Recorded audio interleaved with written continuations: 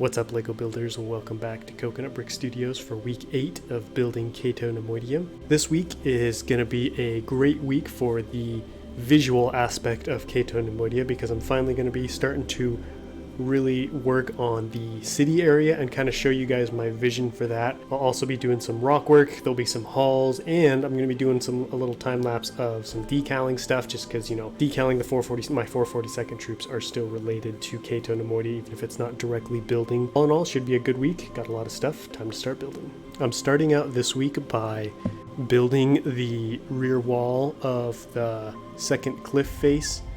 I'm going to be doing something similar to what I did on Utapau, putting in a giant hole there. I do this for a couple of reasons. The first is it saves a ton of money on bricks. And the second reason is it allows me to get in there to where I normally wouldn't be able to reach, like if it gets too tall and I can't stick my hand down the top. I've got easy access to the base of the MOC, or if I want to adjust the lights over on the other side, basically so it's more accessible to me. And since this is on the rear of the MOC, nobody's ever going to see back here, so it's a great opportunity to put something like that in.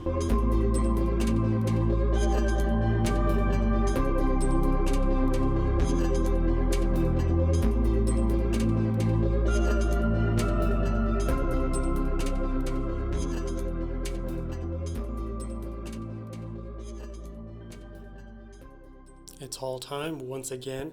This is a very revitalizing haul because I am running low again on lots of pieces. These cliffs are just eating up so many parts. It's not even funny how many parts I'm going through. So I've got a bunch of dark tan 1x2s. I've got a bunch of dark tan 1x1s, 1x2s, 2x2s, 1x4s, 2x1 slopes, and then we've got some more olive green 1x2s, olive green slopes, and then of course any amount of transclear studs that store had I bought out.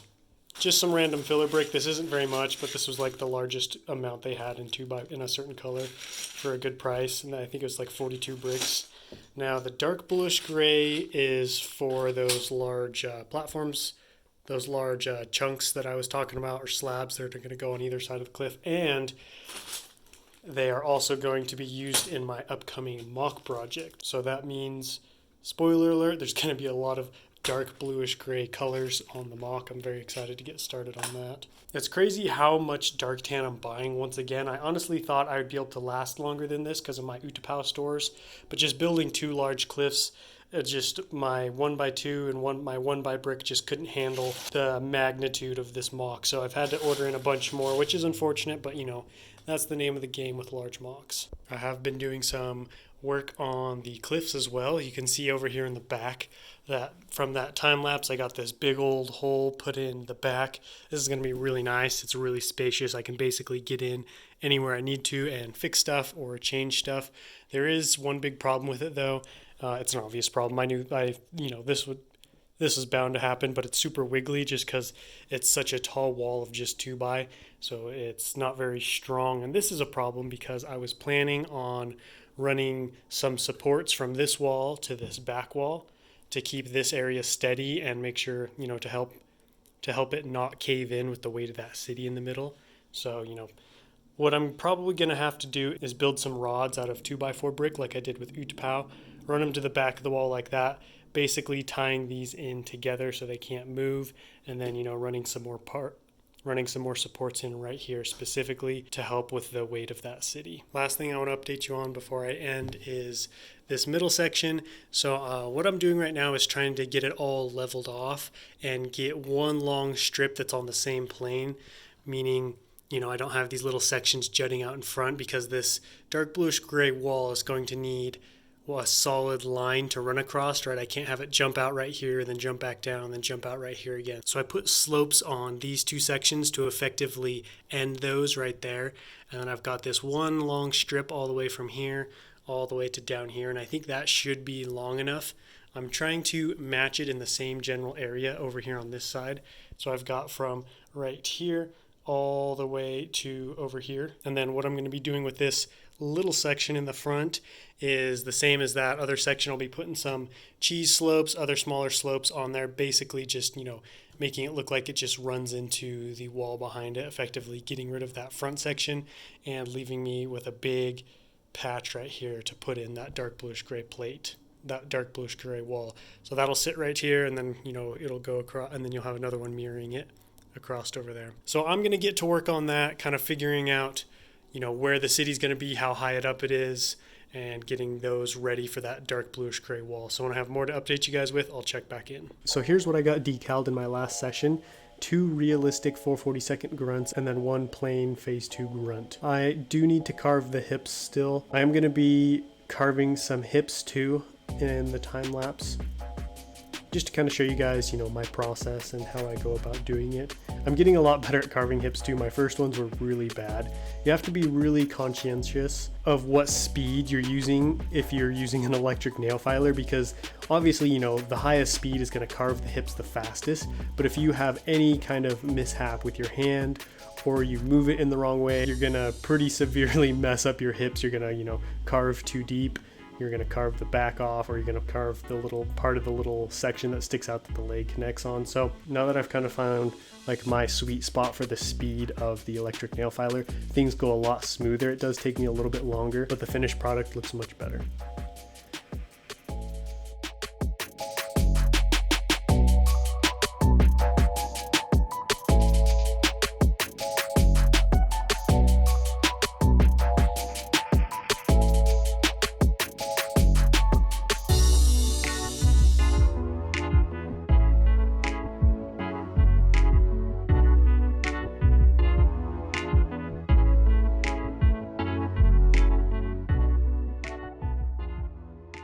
Now it's finally time to start setting up the city area. So I'm going to be using those large ball joint pieces.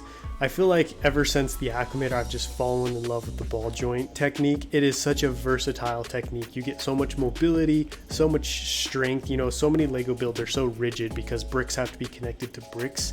But the ball joint allows you to break free from that mold and make some sweet circular builds. So that's going to be how I get that circular shape. Right now what I'm doing is basically just testing out to see how long the city's going to be, what it's going to look like, and how high it's going to be off the ground. I would like a gunship or some kind of ship to be able to fly underneath it. It's not critical that it has to be super high up off the MOC, because if you remember, underneath it is just clouds, so it's not like it's going to be close to the ground. But I would still like to have it fairly high in the air. Okay, here is the last update for the week. I got a ton of work done last night. As you guys saw in the time lapse, I got this long rope looking thing set up. So this is actually going to simulate the bridge. And like I was saying earlier, and you can see it's made out of these large ball joint pieces. So this is going to be a large component in getting the city to have that cyclical shape, as well as connecting to the walls, as well as just being flexible and strong. So these, if all goes well, you're going to be seeing a lot of these in the future. This is what I was working on in the stream last night, a large dark bluish gray slab. This is supposed to represent like a large, piece of or chunk of metal. On the planet of Cato Neimoidia, a lot of the cities were connected to the cliffs with this kind of similar looking thing. So I'm going to have one on this side, and then the other one's going to go over there. You can see I haven't really even started on that one yet. You can see it's pretty complex here in the back. We've got a lot of brick. So I had to be I had to build this a certain way. I couldn't just stick a bunch of 2x2 dark bluish gray right here on this face, because if I were to do that and then connect this city to each of those, the city is so heavy it would literally just pull this out of the mountainside. So what I did was I alternated between 2x and 1x. So you can see this layer was 2x brick, so this next layer is going to be 1x brick, and then the filler brick connects into that. So basically, even though it looks like it's a chunk that's just sitting in the mountainside, it's actually just as connected to the mountain as the rest of this rockwork is. So the only way for this to be pulled out of the wall would be to pull this entire chunk out and I don't think that's going to happen.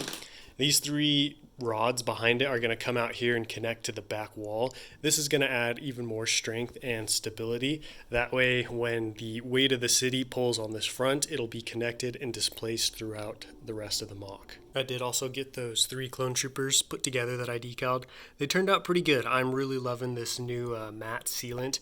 I feel like it just makes the minifigures look so much better, and it's a lot easier for me to seal them correctly. Really, I don't think I made too many big mistakes. You can see his helmet's a little wavy right there, but another good batch is done, and I'm starting to grow a pretty sizable army of plain phase 2. So that wraps up this week of building Cato Neimoidia. Very happy to have this in and I'm starting to figure out like what that's all going to look like and how it's going to go. Next week we'll be jumping over here and starting on this side, so basically making that side look like that, and then I'll probably also be putting this back wall in. If you like this video, don't forget to leave me a big thumbs up, and of course don't forget to let me know what you thought about this week down below in the comments. Very excited to finally be starting on the bridge. That means I can finally take a break from buying huge amounts of dark tan. But I will catch you all in the next video, and until then, happy building.